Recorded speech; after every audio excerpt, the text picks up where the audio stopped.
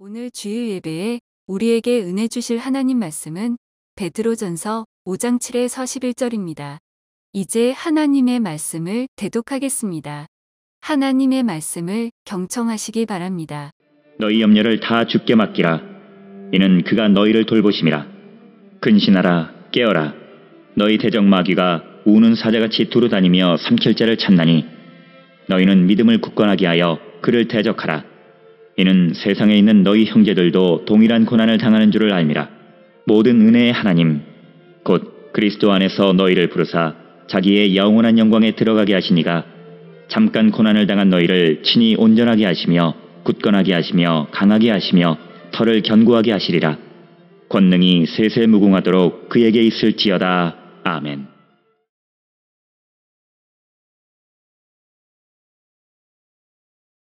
본문 말씀을 가지고 고난을 대하는 믿음이라는 말씀의 주제로 은혜를 나누도록 하겠습니다.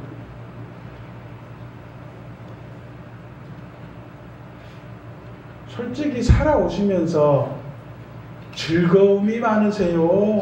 힘든 일이 많으세요? 즐거운 일이 많습니까? 참 믿음이 좋으신 우리 원로 사모님, 지사님들 하나님의 이름으로 축복합니다. 그러나 성경에 보면 많은 사람들이 즐거움과 기쁨과 희락보다 고난과 아픔과 슬픔과 고통을 호소하고 있음을 성경에서 봅니다. 오늘 본문에서도 사도 베드로가 당시 로마 제국의 극심한 박해로 인해서 모진 고난을 겪고 있는 성도들에게 고난을 대하는 바른 시각을 제시해주고 있는 말씀이 오늘 본문의 말씀입니다. 근데 왜 이렇게 우리는 스스로가 고난에 대해서 어렵게 생각하냐면요, 그런 것 같아요. 기쁜 것은 쉽게 망각하고 즐거운 것은 쉽게 식어져 버린다는 거예요. 그리고 기쁜 것은 어떻게 보면은 내가 살아가는 방법에 비해서 오는 즐거움과 기쁨이 좀 순간적이고 즉흥적이고 또는 너무 짧은 기간 동안 우리에게 즐거움은 오는데, 고난이라는 것은 아주 작든 크든 간에 그 고난은 길게 느껴지고 힘이 아프게 느껴지고 힘이 힘들게 느껴지는 것이 고난이어서 기쁨보다는 고난이 더 많고 힘들고 어렵게 우리에게 다가오는 것처럼 느껴지는 것이 사실입니다. 그래서 이 고난을 통해서 스스로 느끼는 건 뭐냐면은 왜 나만이라는 생각을 하게 되는 거예요. 미국 사람들이 제일 많이 하는 한탄의 단어가 뭔지 아세요? Why me입니다. Why me? 왜 이런 일이 나에게? 왜 나만? 왜 나에게 이런 힘든 일만? 왜 나에게 이런 고통만? Why me를 쓴다는 거예요. 가장 미국인들이 많이 하는 말이라고 합니다. 그 말씀이 어떻게 보면 고난에 빠지면서부터, 고난이 시작되게 되면서부터 우리의 시각은 좁아지고 마음은 쪼그라들고 우리의 행동은 위축되는 사실을 발견하게 되는 것입니다. 그러나 성경에서는 고난에 대해서 여러 가지로 말씀하고 있지만 대표적으로 먼저 같이 말씀을 볼 말씀이 누가복음 24장 26절 말씀입니다. 같이 읽습니다. 시작. 그리스도가 이런 고난을 받고 자기 영광에 들어가야 할 것이 아니냐 하시고, 자, 예수님께서 십자가에 못 박히게 됨을 제자들에게 알릴 때 다 반대했고 그렇게 하면 안 된다고 했고, 당신은 그 마지막 기도 가운데에 모세와 엘리야가 휘황찬란한 하얀 모습으로 나타나서 하나님의 영광을 본 것을 우리가 압니다. 그곳에 교회를 세워야 된다고 했던 제자들에게 죽음을 얘기할 때에 서로 예수님을 말리고 예수님을 안 된다고 얘기하는 지자들에게 하시는 말씀이 바로 이 말씀입니다. 그리스도가 이런 고난을 받아야만 영광에 들어간다. 고난이라는 것은 아프고 힘들고 어려운 것이라고 느껴지겠지만 그것이 있어야만이 영광을 맛볼 수 있다라고 성경에서 이야기하고 있습니다. 로마서 8장 18절을 같이 읽습니다. 시작. 생각건대 현재 고난은 장차 우리에게 나타날 영광과 좋게 비교할 수 없도다. 고난과 영광을 같이 놔두고 얘기하니까 이 고난도 이만큼 보이고 영광도 이만큼 보이는데 로마서 8장 18절에서 말씀하시기를 이 고난을 영광으로 덮을 수 있음을 충분히 보여주고 있습니다. 현재 고난은 장차 우리에게 나타날 영광이다. 이 고난이 쓰리고 아프고 어렵고 힘든 것으로 끝나지는 게 아니라 고난은 곧 영광이다라고 하면서 하시는 말씀을 예수 그리스도를 통하여 보여지게 하는 것으로 보여주고 있습니다. 베드로전서 4장 16절에 보니까 만일 그리스도인으로 고난을 받은 즉 부끄러워 말고 도리어 그 이름으로 하나님께 영광을 돌리라라는 말씀으로 기록하고 있습니다. 성경에서 나오는 위대한 믿음의 고난 사람들, 즉 고난을 받은 사람들이 엄청나게 많이 있잖아요. 대표적으로 아브라함이 그랬잖아요. 아브라함은 어느 날 갑자기 하나님의 사자를 만나고 자기의 고향과 친척과 아비를 떠나 하나님이 약속한 땅으로 가게 됩니다. 그리고 그 땅에서 25년간 자식이 없이 하나님의 그 축복을 이루어 주기를 위해서 기도하는 사람이었어요. 25년 동안 너에게 아들이 나온다라고 하는 그 말씀이 가나안 땅에 도착하고도 25년 동안 실행이 되지 않았어요. 하나님의 축복이 분명히 하나님의 입으로 말미암아 발설이 되었는데 그 축복이 내 눈앞에 실현되기까지 1년도 아니고 2년도 아니고 25년 동안 실행이 되지 않았습니다. 이것보다 큰 고통이 어디 있겠어요. 그 아브라함이란 사람이 고향과 친척과 아비를 떠나 하나님이 약속한 그 땅으로 갔는데 그 약속의 근거가 뭡니까? 너를 통하여 하나님의 나라가 번성하게 하며 너를 통하여 하늘의 별처럼 민족을 만들겠다는 그 약속이었어요. 하나님의 약속한 땅에 도착했는데 25년 동안 이루어지지 않았어요. 고난입니다. 또 한 사람이 있죠. 바로 야곱입니다. 야곱은 삼촌 라반에게 속아서 14년 동안 종처럼 일했습니다. 14년 동안 종처럼 일한 이유가 뭡니까? 자기의 아내를 만들기 위하여, 그 아내를 얻기 위하여. 얼마나 아름답고 사랑했으면 14년 동안 그 집의 종보다 못한 삶을 야곱은 살았습니다. 결국 그 아내를 얻기는 하였으나 14년 동안의 그 고통은 거기에서 종료되지 않고 이후에 4명의 아내를 통해서 아들 12과 딸 하나를 통해서 심각한 사건들이 엄청나게 성경에 많이 일어나는 것들을 볼 수가 있습니다. 우리는 이러한 고난이 올 때 의기소침하거나 불평할 수밖에 없는 입장의 사람들이, 왜냐하면 완전히 영적으로 붙잡힌 바 되지 못하면 하나님의 뜻과 하나님의 의가 드러나는 게 아니라 내 생각과 내 뜻과 내 이상이 드러나 버리는 순간 그것은 곧 하나님을 불평하고 하나님에 대한 불만과 하나님의 축복에 대한 의심을 갖게 된다는 사실인 거예요. 어쩌면 육체적으로 영적으로 당하는 고난은 고난이 아닌 것 같아요. 불만하게 하는 하나님의 은혜와 사랑을 축복을 믿지 못하는 의심이 바로 고난이고 결국 나를 무너뜨리는 전제 조건이 되는 것을 성경을 통해서 발견하게 됩니다. 사랑하는 성도 여러분, 나만 당하는 고난이 아닙니다.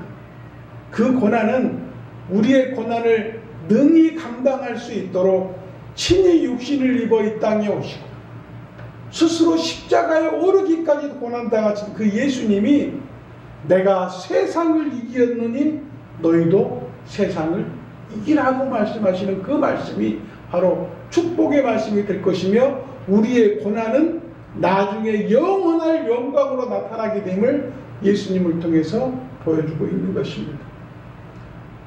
10절 말씀에 보니까 잠깐이라는 말이 있어요. 고난은 잠깐 당하는 것이고 결국 영원한 영광은 영원한 것임을 성경을 통해서 보여주고 있는데 이 잠깐이라는 것이 히브리어로 올리고스라는 얘기인데 이 올리고스가 무슨 뜻을 가지고 있냐면 작은 소수의 또는 잠시 약간 물리적으로는 긴 시간이 아닌 수일 정도의 짧은 시간을 의미하는 올리고스입니다. 잠깐.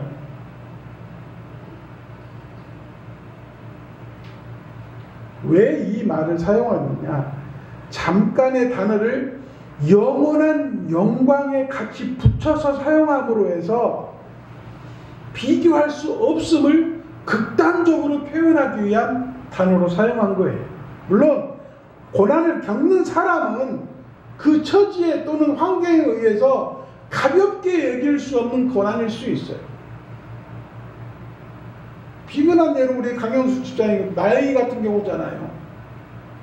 그 자식이 나오기까지 그 자부가 가지고 있는 그 어려움과 힘듦 때문에 기도하고 그 입에 밥풀이라도 하나 더 먹이려고 이것도 해보고 저것도 해보고 맛있는 것도 해보고 격려도 하고 힘을 내라고 얘기도 하고 우리 신은철 형제한테는 네가 잘해라 어떻게 해라 저렇게 해라 지극정성으로 알려도 주기도 하고 같이 기도하자고 얘기도 하고 수많은 노력을 했지만 참 그 기간 동안 얼마나 힘이 드셨겠어요. 얼마나 힘이 드셨겠어요. 인간적으로 볼 때에 자기 아들이 그 아이 때문에 힘들어하는 그 며느리는 또 그 일로 인해서 고통스러워하고 먹지 못하는 그런 상황 속에서 태아를 걱정해야 되는 그런 상황 속에서 내가 해결할 수 있는 게 아무것도 없고 오로지 하나님만이 하실 수 있음을 발견하게 되는 게 영광인데 그런 상황 속에 내가 아무것도 할 수 없음에 대한 굉장히 그 낮아지고 힘들어진 상황 속에서 얼마나 큰 고난과 고통이 있었겠습니까? 그러나 그 이후에 그 며느리를 붙잡고 하나님께서 그 아이가 나오게 하시고 그러므로 해서 큰 기쁨을 또 누리고 아이고 좋다라고 했는데 갑자기 심장 문제로 인해서 그 어린아이를 죄송한 말씀 가슴을 열어 심장을 수술한다는 게 그 사람이 상상할 수 없는 일이잖아요. 얼마나 큰 고통과 어려움을 가지고 있었습니까? 그러나 그 가운데 더 큰 은혜는 하나님을 더 붙들게 하시고 하나님을 더 가까이 하게 하시고 하나님 손에 의지하며 맡길 수 있는 신앙을 소유하게 하신 그 예수님의 큰 은혜는 영원한 영광 속에 우리를 가두려고 하시는 하나님의 은혜인 줄로 믿으셔야 될 줄로 믿습니다. 사랑하는 성도 여러분, 우리가 가진 고난이 상상할 수 없는 고난임을 알아요. 그래서 그것을 누구에게 말을 못합니다.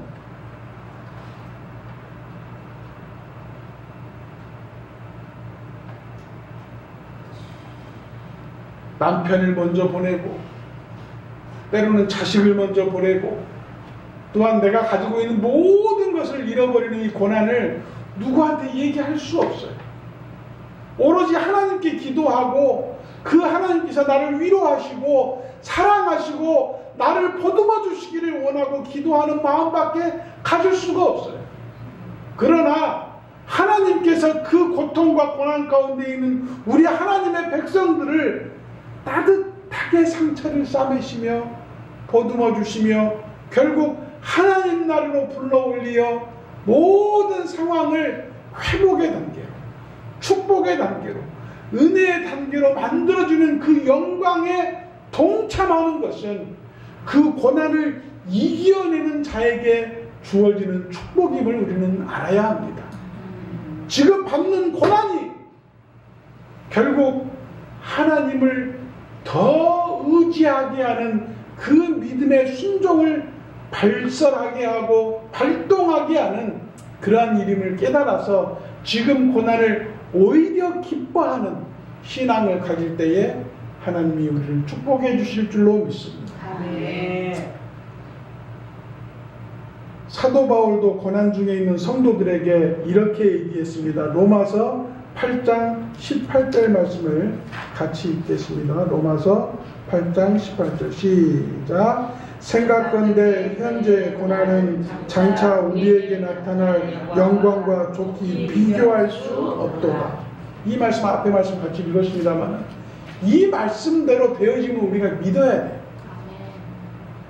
내가 지금 받는 고난이 내가 앞으로 받게 될 나에게 약속되어진 나는 반드시 기뻐할 수밖에 없고 즐거워할 수밖에 없고 슬픔도 고통도 없는 곳에서 하나님과 찬양하며 살 수 있다는 그러한 믿음이 내 속에 살아 움직여야만 이 고난을 능히 이겨낼 수 있는 것입니다. 고난이 고난으로 느껴진다는 것은 하나님의 약속에 대한 의심이에요. 고난을 고난으로 느끼고 산다는 것은 하나님에 대한 믿음이 부족한 거예요. 고난이 고난으로 느껴지고 사는 것은 하나님에 대한 불신입니다. 사랑하는 성도 여러분, 서운할 수 있어요. 다소 부족할 수 있어요. 다소 내 양에 차지 않을 수 있어요. 그것은 어떻게 극복해야 됩니까? 우리는 너무 큰 기복들을 가지고 있어요. 모든 것을 하나하나 낱낱이 해결해 주시기를 원하는 우리 하나님은 죄송한 말씀으로 그렇게 좁쌀 같은 하나님이 아니십니다. 하나님은 우리를 통째로 구원하시고 이 세상 끝날까지 구원하기를 원하시는 하나님이시거든요. 그 하나님은 우리가 받는 고난을 너희가 장차 받게 될 영광 가운데에 그 믿음과 소망을 두어야 함을 분명히 말씀하고 있습니다. 마지막으로 고난이 우리에게 유익임을 깨달아야 합니다. 본문 10절 말씀에 보니까 잠깐 고난을 당한 너희를 친히 온전하게 하시며 굳건하게 하시며 강하게 하시며 탈을 견고하게 하신다는 말씀이 있습니다. 이 말씀을 저는 본문 말씀 가운데 가장 핵심적인 말씀이라고 생각이 됩니다. 고난받는 자에게 위로되는 말씀. 왜냐하면 고난은요 현실적인 거예요. 진짜 돈이 없는 거예요. 아픈데 치유할 길이 없는 거예요. 너무 힘든데 이 짐을 벗어낼 수 없는 거예요. 그게 고난입니다. 현실적인 거예요. 내가 아무것도 할 수 없는 상태가 바로 고난입니다. 그런데 이 고난 가운데에 우리를 깨우쳐 겸손하게 만들고 기도하게 하시는 하나님의 말씀이 바로 10절의 말씀이에요. 온전하게 하시며 이것이 헬라어로 카타르티조라는 말인데 이게 무슨 말이냐면 단어의 어원을 보면 그물 있잖아요. 고기 잡는 그물. 그 그물이 헤어져서 찢어진 상태를 얘기하는데 그 찢어진 부위가 다시 꼬매어지고 온전하여지는 상태를 얘기하는 것이 바로 온전하게 하시는, 즉 그물이 복원되는 모양을 설명하는 단어로 사용되었지. 그게 무슨 말입니까? 우리는요, 믿음이, 신앙이, 인생이 온전하지 않아요. 늘 젊은이처럼 건강할 수 없어요. 나이는 먹어지는 것이기 때문에 늙어지는 것이고, 늙어지면 힘이 없어지는 것이고, 약해지는 거고, 건강하지 못하여지는 것이 바로 늙음이에요. 우리의 삶은 언제나 형통하고 밝고 좋은 것이 아니에요. 언젠가는 실패되어지고 낙오되어지고 없어지고 부족할 수 있어요. 그게 고난인 거예요.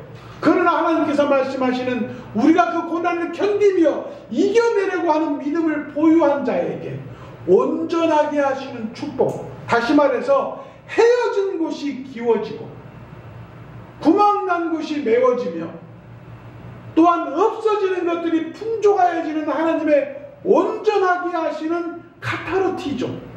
그게 바로 온전의 축복입니다. 사랑하는 성도 여러분, 박해받고 있는 그리스도인들이 온전히 완전히 회복시키시는 사랑을 보여주는 게 바로 카타르티조입니다.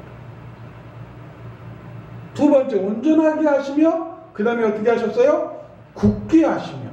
이 굳게 하신다는 말은 스테릭세이라는 얘기인데, 이게 무슨 말이냐면 어떠한 박해 속에서도 흔들리지 않도록 견고하게 하시는 은혜를 주신다는 얘기예요. 굳게 하신다는 게 무슨 의미냐면, 사랑하는 성도 여러분, 이 말씀의 전제가 항상 있어요. 봐라, 보십시오.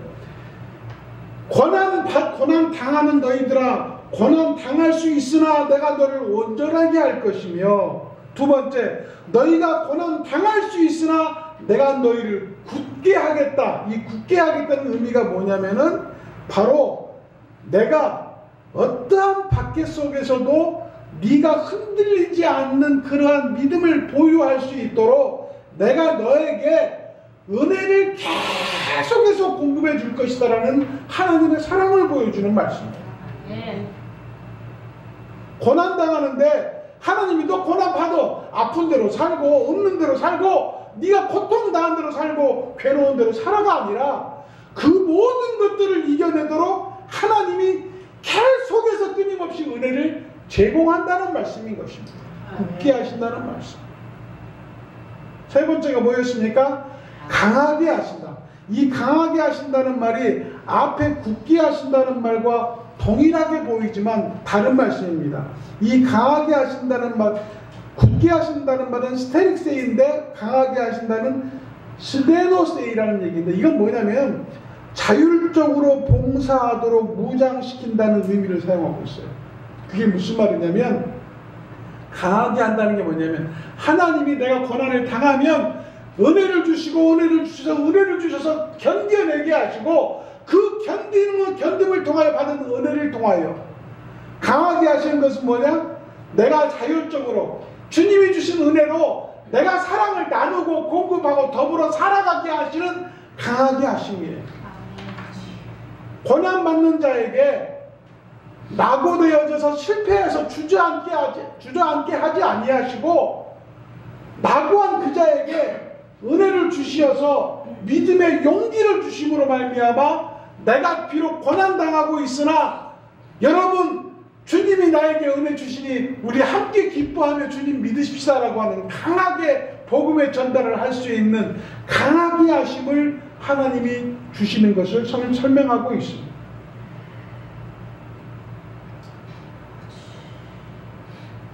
우리의 삶을 굳게 하시고 틀어지지 않게 하시고 어긋나지 않게 하시고 어떠한 길을 가더라도 어떠한 좁은 길을 가더라도 그 종착에는 주님의 축복을 만나게 하시는 하나님을 보여주시는 것입니다. 그리고 마지막에 말씀하시는 말씀, 온전하게 하시며 굳건하게 하시며 강하게 하시며 어떤 뜻이냐? 너희가 고난을 받더라도 너희의 믿음과 신앙과 인생이 견고하게 하시리라.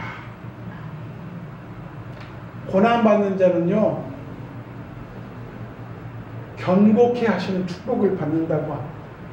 이게 경고케 하신다는 말이 무슨 말이냐면 헬라어로 데멜리오세이라는 얘기인데, 이거는 확고한 신앙의 터전을 갖게 되고 그 터전 위에 믿음이 세워진다는 의미로 사용되어 있습니다. 그 말씀이 대표적인 말씀이 있죠. 베드로의 고백을 통하여 예수님이 축복하신 말씀. 네가 반석 위에 교회를 세운다. 그 말씀이 바로 이 경고케 하시리라. 데밀리스 오세이라는 이 말씀, 즉 반석 위에 확고하고 완전한 신앙의 터전을 요동하지 않도록 하나님의 붙드심에 대한 축복이 있음을 보여주고 있습니다. 그 베드로에게 축복했던 것이 뭡니까? 반석 위에 교회를 세우는데 음부의 권세가 이기지 못한다라고 했어요. 그 음부의 권세가 뭡니까? 고난입니다. 그 음부의 권세가 뭡니까? 위기입니다. 그 음부의 권세가 뭡니까? 나를 쓰러뜨리려고 하는 모든 존재입니다. 사랑하는 성도 여러분, 혹시 내가 지금 고난받고 있다고 생각하십니까? 고난 속에 처해 있다고 생각하십니까? 온전케 하시고 나를 강하게 하시고 나를 굳게 하시며 나로 하여금 경고케 하시는 하나님을 믿으십시오. 그 하나님이 어떻게 하냐면요, 너희가 이 잠깐 당하는 고난을 영원하고 풍부하고 끊임없는 은혜를 통하여 하나님의 영광 가운데 참여케 하는 은혜를 주시는 하나님을 만나게 될 줄로 믿습니다. 사랑하는 성도 여러분, 오늘 우리 지금 이 순간에도 고난 가운데 살고 있어요. 즐겁다고 얘기하지만 교회를 나가는 순간, 잠깐 하나님을 생각하지 않는 순간 내가 염려했던 돈 문제, 나를 힘들게 하는 직장 문제, 내가 지금 살고 있는 가운데에 부모와 자식 간의 관계, 내가 이 세상을 살아가면서 사람과 세상과의 관계, 또 나에게 풀리지 않은 일들, 분명히 또 나를 괴롭히며 나를 쓰러뜨리기 위해서 우는 사자처럼 나에게 달려드는 일들이 또 질비하게 앞에 있을 겁니다. 그 고난에 대해서 두려워하지 마십시오. 왜냐하면 우리 주님은 그 고난을 통하여 나를 온전케 하시고 나를 굳게 하시고 강하게 하시고 내 신앙과 인생과 내 모든 믿음의 삶을 경고케 하시어서 실패하지 않게 하시고 나를 더욱더 축복하시는 하나님을 만나게 될 줄로 믿습니다. 이러한 고난의 유익을 통하여 미래의 결과를 확신하며 지금의 어려움을 참고 인내하며 이기는 신앙을 가지시기를 예수님의 이름으로 축복합니다. 모든 성도들이 고난을 즐기며 고난을 통하여 주님께 더 많은 은혜 받으시고 사랑받으시고 보호하심 받는 놀라운 하나님의 역사가 있기를 예수님의 이름으로 축복합니다.